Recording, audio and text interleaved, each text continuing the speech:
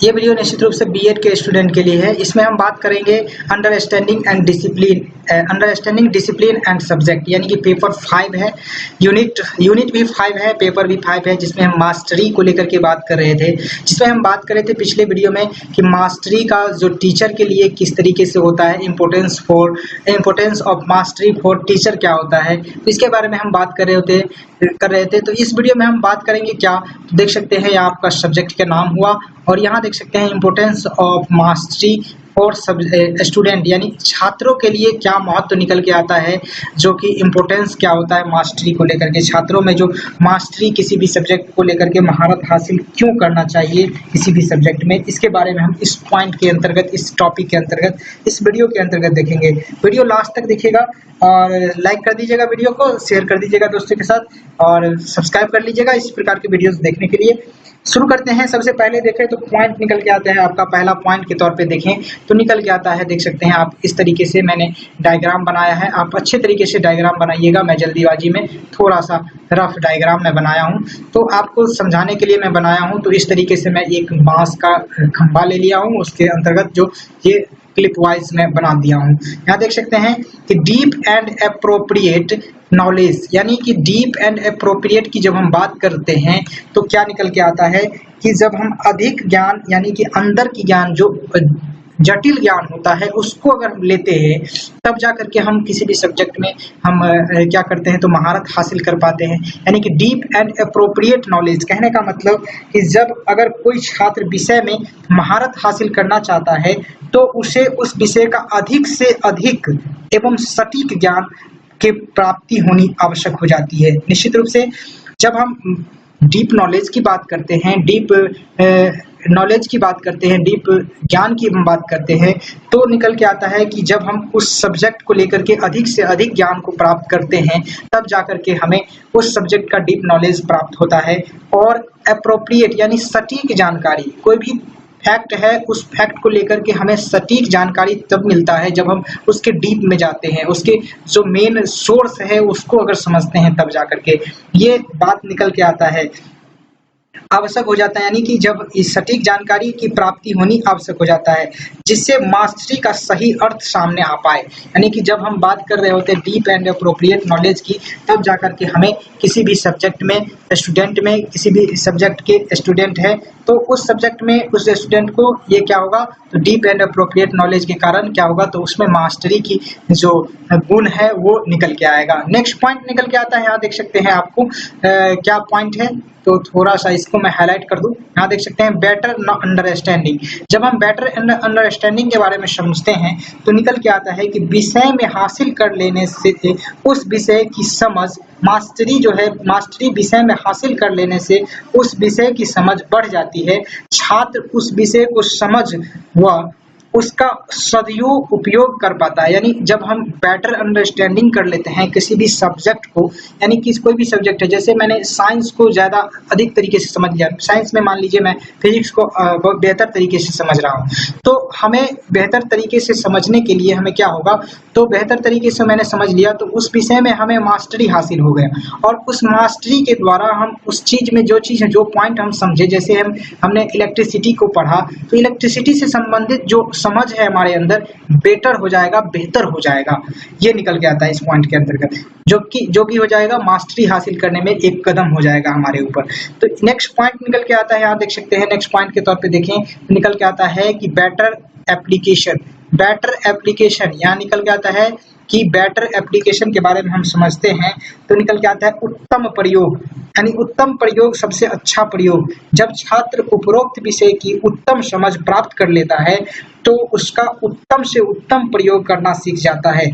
किसी व्यक्ति पर कैसे कार्यों जो विषय के संबंधित उस विषय की जानकारी उसे हो जाती है। यानी कि जब हम बात करें किसी भी चीज़ को लेकर के, किसी भी थिंग को लेकर के, जैसे मैंने ऊपर वाले पॉइंट में देखा कि इलेक्ट्रिसिटी के बारे में जब हमने समझ लिया अच्छे तरीके से, तब हम उस इलेक्ट्रिसिटी का अच्छे ढंग से उपयोग करना भी सीख रहे होते हैं कहीं ना कहीं जा करके। तब हमें इस विषय की जो मास्टरी होता है, ये मास्टरी जब हम किसी भी सब्जेक्ट को लेते हैं तब जाकर के हमें इसमें बेटर एप्लीकेशन के बारे में भी नॉलेज प्राप्त हो गया रहता है कि जब हम किसी भी सब्जेक्ट को लेकर के अनुप्रयोग करना सीख जाते हैं बेहतर तरीके से, ये बात निकल के आता है। ये स्टूडेंट के परिप्रेक्ष्य में मैं बात कर रहा हूँ।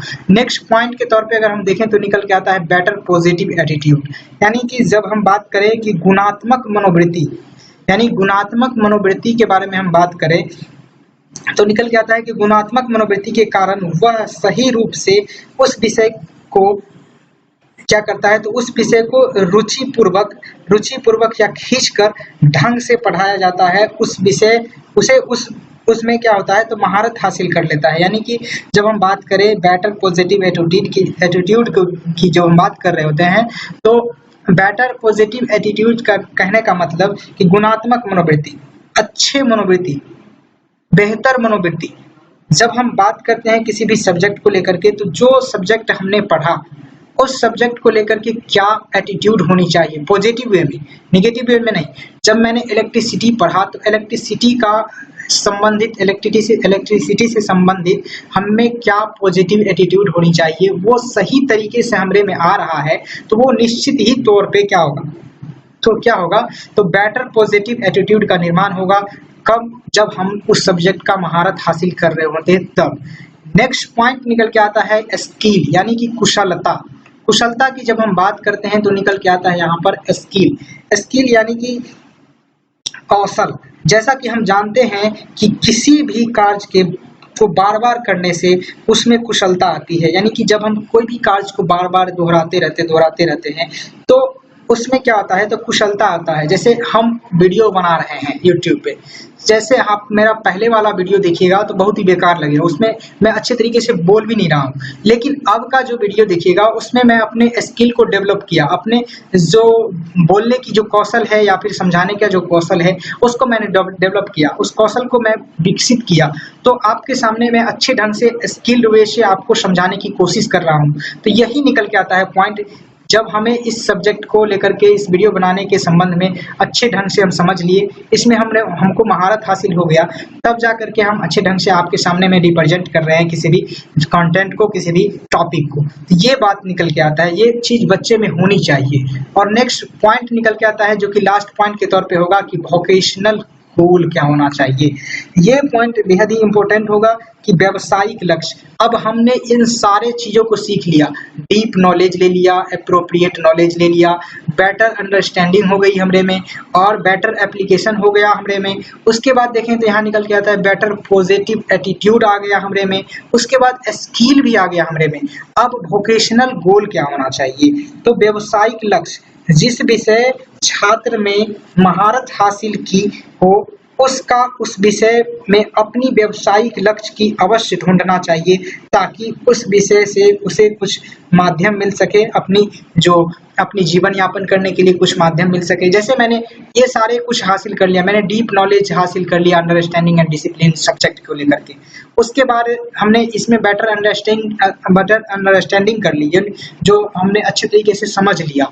उसके बाद इस बेटर एप्लीकेशन भी समझ लिया, जो अंडरस्टैंडिंग डिसिप्लिन है उसका एप्लीकेशन उपयोग भी समझ लिया कि इसका उपयोग कहाँ कहाँ होगा।